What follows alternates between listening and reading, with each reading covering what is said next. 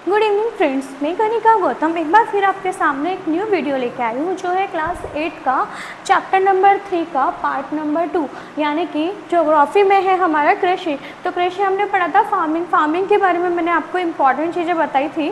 तो अब ये फार्मिंग के इम्पॉर्टेंट चीज़ों से आगे बढ़कर हम ये इसका पार्ट सेकेंड लेके आए हैं, क्योंकि मैं नहीं चाहती कि आप बड़ी वीडियो से बोर हो जाएँ, क्योंकि एक्चुअली क्या होता है हमें जो दिखता है ना बड़ा हम उससे बोर हो जाते हैं। ठीक है, तो हम क्या करते हैं छोटे छोटे पार्ट में उसको इजीली आराम से पढ़ सकते हैं, इसलिए मैंने पार्ट सेकंड बनाया है।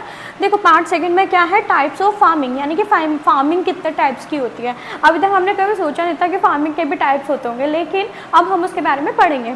तो देखो सबसे पहले हम बात करते हैं टाइप्स ऑफ फार्मिंग। तो सबसे पहले दो टाइप की फार्मिंग होती है, एक तो होती है निर्वाह कृषि यानी कि सब्सिस्टेंस फार्मिंग बोलते हैं, और एक होता है वाणिज्यिक कृषि यानी कि कमर्शियल फार्मिंग बोलते हैं। तो देखो सब्सिस्टेंस फार्मिंग में क्या होता है, सब्सिस्टेंस फार्मिंग में होता है इसमें मेहनत ज़्यादा लगती है। ठीक है, मेहनत जो है वो ज़्यादा लगती है, श्रमिक भी ज़्यादा लगते हैं, और जो माल है मतलब जो हमें खेती की जो चीज़ें मिलती है, जो गेहूँ वगैरह मिला वो कम मिलता है इसके अंदर। ठीक है, यहाँ तक आ गया आपको समझ में। तो निर्वाह यानी कि लोग अपने जीवन निर्वाह से मतलब है यहाँ पे जब सब्सिस्टेंस फार्मिंग यानी कि अपने जीवन में जितनी ज़रूरत है उतना उगा लेते हैं, फिर थोड़ा बहुत बचता है जो बेच देते हैं, तो इसमें मेहनत ज़्यादा लगती है। ठीक है, अब हम इसी के टाइप को पहले आगे कंसिडर करते हैं। ये है आगे फर्दर टू टाइप में डिवाइडेड है। फर्स्ट है गहन निर्वाह कृषि मतलब इंटेंस सब्सिस्टेंस फार्मिंग, यानी कि इंटेंस सब्सिस्टेंस फार्मिंग का मतलब होता है कि जैसे यहाँ पर लोग हैं ना, लोगों का मेन मकसद ही खुद के लिए उगाना होता है यहाँ पर। ठीक है, बाकी यहाँ पर ज़्यादा लोगों की बात नहीं होती, और इसमें यहाँ पर क्या होता है मेहनत ज़्यादा लगती है। ठीक है, इनका मकसद ज़्यादा प्रॉफिट इनको मिलता नहीं है यहाँ पर। ठीक है, तो ये नॉर्मल कृषि होती है जो कि इंडिया के फार्मिंग मतलब फार्म में देखी जाती है, बहुत सारे किसान इसी टाइप के फार्मिंग करते हैं। दूसरी होती है आदिम कृषि। आदिम कृषि मतलब होता है जैसे आदिम से आया, या आदि मानव जो थे पुराने ज़माने में उसके नाम से आया ये आदिम कृषि। इसको स्लेश एंड बर्न मेथड भी बोलते हैं। क्यों? क्योंकि पुराने जो मानव थे वो कैसे रहते थे, जंगलों में रहते थे। अब जंगलों में रहते थे तो वहाँ पर तो ऑब्वियस सी बात है कि वहाँ पर उनको खेती करने के लिए जंगल को काटना पड़ेगा।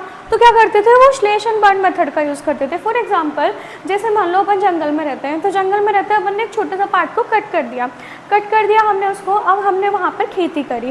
ठीक है, अब वो छोटे छोटे जो मतलब हार्वेस्ट कर लिया, हमने खेत को हार्वेस्ट कर लिया, मतलब हमें फसल मिल गई। अब फसल मिलने के बाद अपने जो छोटे छोटे डंडे वगैरह पड़े रहते हैं वो उसको जला देते हैं, और अगला जो पोर्शन है उसको कट करना शुरू कर देते हैं। तो ऐसे करते करते वो आगे बढ़ते हैं, तो इसको स्लेश एंड बर्न मेथड बोलते हैं।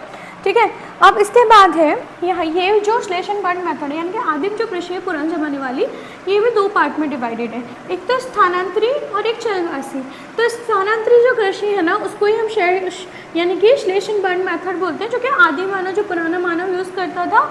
और चलवासी नोमैडिक फार्मिंग क्या होती है, नोमैडिक फार्मिंग ऐसे जगह पे किया जाता है जैसे मान लो फॉर एग्जांपल रेगिस्तान है। ठीक है, रेगिस्तान में गर्मी के दिनों में किसी का भी रहना पॉसिबल नहीं है, तो ऐसे लोग घूमते रहते हैं। ठीक है, एक जगह पे नहीं टिकते। ठीक है, नाम ही है चलवासी यानी कि नोमैडिक, मतलब एक ही जगह पे टिके नहीं रहते। जैसे एग्जांपल उनके भेड़ बकरियाँ होगी तो उनको एक जगह से दूसरी जगह तक लेके जाते रहते हैं, मतलब एक जगह टिकते ही नहीं हैं वो लोग। ठीक है, तो ये हमारा हो गया यहाँ पे सब्सिस्टेंस फार्मिंग पूरी कवर हो गई यहाँ तक। ठीक है, यहाँ से शुरू होते हैं, इसके दो पार्ट है। फिर गहन निर्वाह कृषि यानी कि ये तो सिर्फ इतनी सी है, लेकिन जो आदिम कृषि है वो आगे फिर टू पार्ट में डिवाइडेड है। ठीक है, यहाँ तक क्लियर है। अब इसके बाद हम बात करते हैं वाणिज्यिक कृषि, यानी कि ये बड़े बड़े देशों में होती है। ठीक है, फॉर एग्जांपल यूएसए वगैरह, रशिया वगैरह सब जगह यही चीज़ होती है वाणिज्यिक कृषि यानी कमर्शियल फार्मिंग। कमर्स का मतलब होता है पैसे कमाना, ज़्यादा पैसे कमाना। ठीक है, तो ज़्यादा पैसे कमाना, तो ऐसी चीज़ जिसके अंदर ज़्यादा प्रॉफिट होगा उसको हम कमर्शियल फार्मिंग बोलते हैं। मतलब मेहनत तो कम रहेगी लेकिन प्रॉफिट ज़्यादा रहेगा। देखो अब इसमें तीन टाइप के होता है। वाणिज्यिक अनाज कृषि तो सेम ये इसमें कुछ भी डिफरेंस नहीं है, बस इसके अंदर कमर्शियल ग्रेन फार्मिंग आ जाएगी। मतलब ऐसे अनाज का उगाना, जैसे चावल हो गया जो पूरे वर्ल्ड वाइड में लोग खाते हैं, जैसे चावल है, चावल पूरी दुनिया में सब खाते हैं। ठीक है, तो गेहूँ है, तो ऐसी फसल का उगाना जो पूरी दुनिया में यूज़ की जाती है उसको बोलते हैं वाणिज्यिक अनाज कृषि यानी कि कमर्शियल ग्रेन फार्मिंग। ठीक है, मुझे ज़रूरत नहीं लगी इसका इंग्लिश नाम लिखने की, क्योंकि कमर्शियल अनाज से बन गया ग्रेन और फिर फार्मिंग। ठीक है, इसके बाद मिश्रित कृषि। मिश्रित मतलब होता है मिक्स क्रॉपिंग।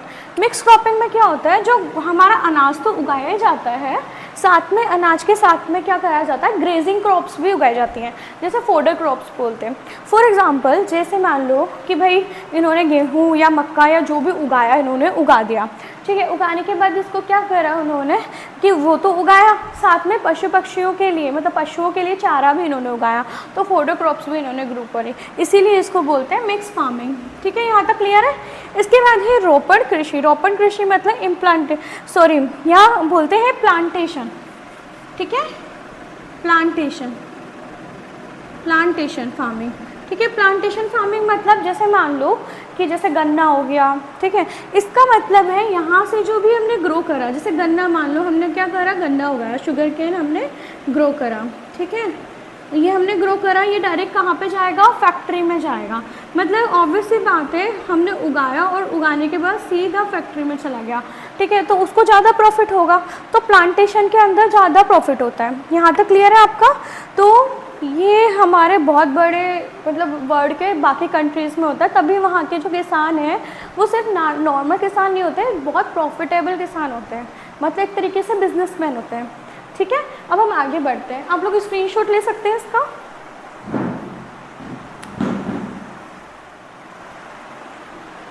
सो फ्रेंड्स, इसके बाद हम बात करते हैं, अभी हमने टाइप्स ऑफ फार्मिंग पढ़ी, अब हम इम्पोर्टेंट फसलों के बारे में पढ़ेंगे। यानी कि हम जानते हैं पूरी दुनिया में जो सबसे ज़्यादा खाई जाने वाली फसल है वो है हमारे चावल, यानी कि राइस। तो राइस को इस पूरी दुनिया में सबसे ज़्यादा खाया जाता है और सबसे ज़्यादा इंपॉर्टेंट फसल भी कौन सी है, चावल। देखो चावल के लिए क्या है, टेम्परेचर ज़्यादा चाहिए। ठीक है, ह्यूमिडिटी यानी कि बारिश का मौसम भी ज़्यादा चाहिए, बारिश के मौसम के टाइम ज़्यादा उगती है, और जहाँ बारिश ज़्यादा आती है वहाँ पर ज़्यादा उगती है। ये 3 फीचर इंपॉर्टेंट है इसके लिए। फर्स्ट जो चाइना में है, ये मतलब चाइना में सबसे ज़्यादा चावल का उत्पादन किया जाता है, मतलब सबसे ज़्यादा उगाया जाता है चावल। इसके अलावा इंडिया में इसको उगाया जाता है, श्रीलंका एंड जापान के अंदर इसको उगाया जाता है। ठीक है, इसके बाद हम बात करते हैं गेहूँ। गेहूँ हमारी इंडिया के अंदर बहुत नॉर्मल सी बात है, लेकिन अदर कंट्री में ये थोड़ा कम मिलता है, क्योंकि वर्ल्ड वाइड होता तो है इसका उत्पादन, पर बहुत बड़े लेवल पे नहीं होता जितना राइस का होता है। ठीक है, अब हम बात करते हैं वीट। वीट क्या होता है, नॉर्मल टेम्परेचर चाहिए और नॉर्मल ही रेन चाहिए, मतलब ना तो बहुत ज़्यादा टेम्परेचर चाहिए ना ही बहुत ज़्यादा रेन चाहिए, नॉर्मल होनी चाहिए दोनों। ठीक है, लेकिन हार्वेस्टिंग टाइम पे जब इसको काटा जाए तब वहाँ पे तेज़ धूप होनी चाहिए, यानी कि सनलाइट होनी चाहिए, इंटेंस सनलाइट होनी चाहिए, तेज़ धूप होनी चाहिए। तो ये कहाँ उगाया जाता है, USA, कनाडा, ऑस्ट्रेलिया और इंडिया के अंदर, यहाँ पर ज़्यादा मात्रा में इसका उगाया जाता है। ठीक है, इसके बाद हम बात करते हैं मिलेट। देखो आज के टाइम पे जो डाइटिशियन बात करते हैं कौन सा अनाज खाना चाहिए, तो हम सभी जानते हैं मिलेट की बात करते हैं, यानी कि मोटा अनाज। ठीक है, मोटा अनाज होता है ये। ठीक है, अब जितने भी मोटे अनाज है उसमें एक चीज़ ज़रूर याद रखना, एक तो उसके अंदर रेन कम चाहिए होती है और टेम्परेचर हाई चाहिए होता है। सभी जो मोटे अनाज है सभी के लिए है, जैसे रागी, बाजरा, उन सभी के लिए ये चीज़ होती है। ठीक है, तो बारिश तो कम चाहिए होती है लेकिन टेम्परेचर हाई चाहिए होता है। ठीक है, इसके बाद ये कहाँ इंडिया और अदर कंट्री में ग्रो किया जाता है, लेकिन सबसे ज़्यादा ये कहाँ उगाया जाता है, इंडिया के अंदर उगाया जाता है। ठीक है, आप इसका स्क्रीनशॉट ले लीजिए और कुछ भी डाउट हो तो मुझे कमेंट करके बता सकते हैं। सो फ्रेंड्स, अब हम बात करते हैं यहाँ पे मक्का यानी कि मेज़। ठीक है, मक्का हम सभी जानते हैं, मकई की रोटी खाते हैं, मकई की रोटी खाते हैं और साजा वगैरह खाते हैं, आप सब जानते होंगे। ठीक है, ढोकला भी खाते हैं। ठीक है, तो इसके लिए क्या चाहिए, हमें नॉर्मल टेम्परेचर चाहिए होता है, मतलब टेम्परेचर बहुत ज़्यादा नहीं चाहिए, रेन ज़्यादा चाहिए, बारिश ज़्यादा होनी चाहिए यहाँ पर। ठीक है, और सनलाइट क्या होनी चाहिए, सनलाइट भी ज़्यादा होनी चाहिए। ठीक है, यहाँ तक क्लियर है आपका। तो देखो एक तो तेज़ धूप होनी चाहिए, बारिश ज़्यादा होनी चाहिए और टेम्परेचर नॉर्मल होना चाहिए, बहुत ज़्यादा टेम्परेचर नहीं होना चाहिए, उस कंडीशन में हमारा मक्का उगेगा। ठीक है, USA, Russia, Brazil, China, India और कनाडा में इसको ग्रो किया जा रहा है। देखो हाँ, इंडिया तो सब में कॉमन है ही सही, और मोस्टली USA भी मोस्टली सब में ही है, कुछ में नहीं है, जैसे यहाँ पर USA नहीं है। ठीक है, इसके बाद हम बात करते हैं कपास, कॉटन, यानी कि देखो कॉटन के कपड़े हम सब भी पहनते हैं गर्मी के टाइम पे। तो देखो इसके लिए क्या चाहिए, इसके लिए हमें पता तो होना चाहिए हम जो कॉटन के कपड़े पहनते हैं वो उगाते कैसे। ठीक है, तो देखो टेम्परेचर इसका हाई होना चाहिए, ये ऊपर की तरफ एरो है इसका मतलब हाई। ठीक है, टेम्परेचर इसका हाई होना चाहिए, रेन इसकी कम होनी चाहिए, यानी कि कम बारिश चाहिए इसके लिए, कॉटन के लिए। अगर ज़्यादा बारिश हो गई तो ये ग्रो नहीं करेगी। ठीक है। और सनलाइट भी कैसी होनी चाहिए, तेज़, यानी कि धूप भी तेज़ होनी चाहिए और टेम्परेचर भी ज़्यादा होना चाहिए, और रेन होनी चाहिए कम, तब जाकर हमारी कॉटन ग्रो करेगी। तो ये कहाँ कहाँ होता है, China, USA, India, Pakistan, Brazil और मिस्र, यानी कि यहाँ पर इसको ग्रो किया जाता है, क्योंकि यहाँ का जो टेम्परेचर है वो मतलब यहाँ का जो एटमॉस्फेयर है वो इसके कन्वीनियंट है, ठीक है। अब इसके बाद हम बात करते हैं पटसन। देखो पटसन क्या होता है, देखो वो रुई, वो जो हम रस्सी बनाते हैं ना गोल्डन कलर की जो आती है, उसको बोलते हैं, मतलब उस तो सुनहरा रेशा बोला जाता है इसका, मतलब गोल्डन फाइबर, ठीक है। अब ये कब ग्रो करेगा, तो ये तीनों ही कंडीशन हाई होनी चाहिए, एक तो टेम्परेचर हाई होना चाहिए, एक ह्यूमिडिटी हाई होनी चाहिए और एक रेन हाई होनी चाहिए, यानी कि बारिश भी तेज़ होनी चाहिए, टेम्परेचर भी ज़्यादा होना चाहिए और ह्यूमिडिटी यानी कि बारिश का जैसा मौसम होना चाहिए, एयर के अंदर वाटर प्रेजेंस होनी चाहिए। ये कहाँ उगता है, तो ये दो ही जगह उगता है, ये हमें ध्यान रखना है, इंडिया तो है ही, साथ में बांग्लादेश। तो देखो यहाँ तक हमारा कवर हो गया, आप स्क्रीनशॉट ले सकते हैं।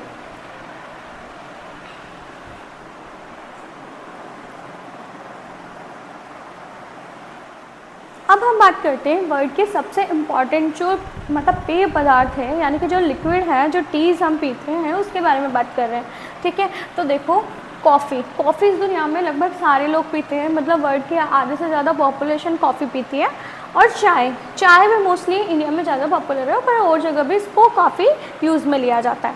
तो देखो कॉफ़ी होती है, कॉफ़ी और टी में क्या डिफरेंस है, देखो बस ह्यूमिडिटी और रेन दोनों में ज़्यादा चाहिए, ठीक है, और लेकिन टेम्परेचर कॉफ़ी के लिए हाई चाहिए, लेकिन चाय के लिए लो चाहिए, ठीक है।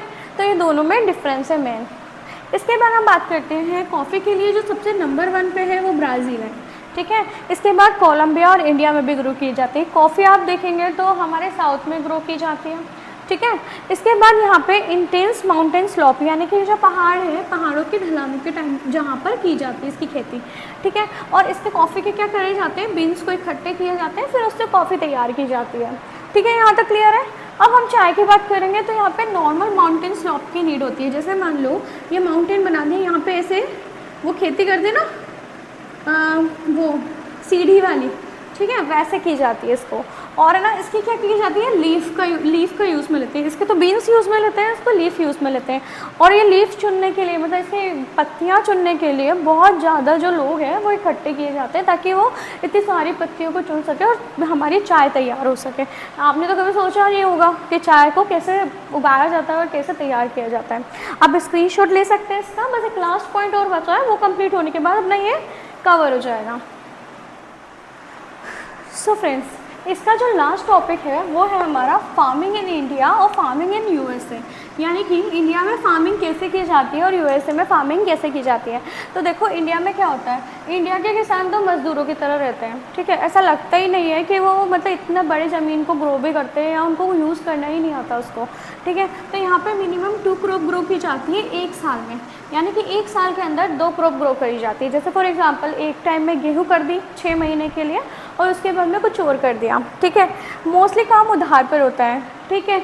ये उधार से ही बीज खरीदते हैं, उधार से ही जो भी इम्पोर्टेंट चीज़ें होती है फर्टिलाइज़र वगैरह वो लिया जाता है। इसके बाद मोस्टली काम उधार पर होते हैं। इसके बाद ये क्रॉप्स जो है वो नियर बाय मार्केट, यानी कि पास के छोटे से मार्केट या कैसे भी उनको सेल कर दिया जाता है, मतलब उनको रहता है जल्दी से जल्दी उसको सेल करना है, ठीक है। तो क्यों किया जाता है, because of lack of warehouses, उनके पास रखने की प्रॉपर जगह नहीं होती, स्टोरेज हाउसेस नहीं होते, बहुत लॉन्ग टर्म तक वो उसको रख नहीं सकते। इसलिए जो इंडिया के फार्मिंग है वो प्रॉफिट को क्या करते हैं, कम कमाते हैं, ज़्यादा प्रॉफिट नहीं कमा पाते। वहीं हम इसके बाद बात करते हैं फार्मिंग इन यूएसए, ठीक है। अमेरिका में फार्मिंग कैसे की जाती है, तो फार्मर क्या होते हैं, अपने ही फार्म में रहते हैं, उनका खुद का एक फार्म होता है, उसके अंदर वो हाउस बना के रहते हैं, मतलब पूरी एक ज़मीन के अंदर बीच में हाउस बनाते हैं वो, ठीक है। इसके बाद साइंटिफिक यूज़ ऑफ टेक्नोलॉजी का यूज़ करते हैं। साइंटिफिक यानी कि यूँ नहीं कि भाई भगवान के ऊपर डिपेंड हो गए फ्री, नहीं, वो खुद देखते हैं कि हमें हमारी सॉइल को किस चीज़ की ज़रूरत है, क्या हमें उसका यूज़ करना है, कैसे हम उसको सुधार सकते हैं, ठीक है। अब इसके बाद क्या होता है कि जो सबसे इम्पॉर्टेंट काम होता है, पूरा काम साइंटिफिक टेक्नोलॉजी से होता है। देखो क्या होता है, जो सॉइल होती है, मान लो सॉइल के अंदर एसिड की कमी आ गई या सॉइल के अंदर बेस की कमी आ गई, तो पूरा उसको चेक किया जाता है, उस सॉइल को लैब में भेजा जाता है चेक करने के लिए कि इस चीज़ में इसमें किसकी कमी है। ठीक है, लैब में भेजने के बाद जो लैब होती है वो एक सैटेलाइट से कनेक्ट होती है, यानी कि उपग्रह से कनेक्ट होती है, जो पूरा वहाँ का स्टडी करके बता देती है कि इसके अंदर किस किस चीज़ की प्रॉब्लम है। तो जो फार्मर है वो उसको सॉल्व कर देता है। ठीक है, तो जब उसने प्रॉब्लम सॉल्व कर दी और उसको कोई चीज़ का इशू ही नहीं है, तो वो बहुत ज़्यादा मार्जिन ऑफ प्रॉफिट कमाता है।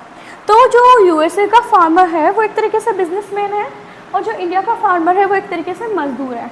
तो ये एक बहुत इंपॉर्टेंट चीज़ है, और ये हमारी आगे की जनरेशन को पढ़ना इसलिए इम्पॉर्टेंट है क्योंकि ऑब्वियसली बात है, अगर आगे की जनरेशन इसको स्टडी करके आगे इसका यूटिलाइजेशन करे लाइक फार्मिंग इन यूएसए की तरीके से, तो ज़्यादा प्रॉफिट कमा सकते हैं।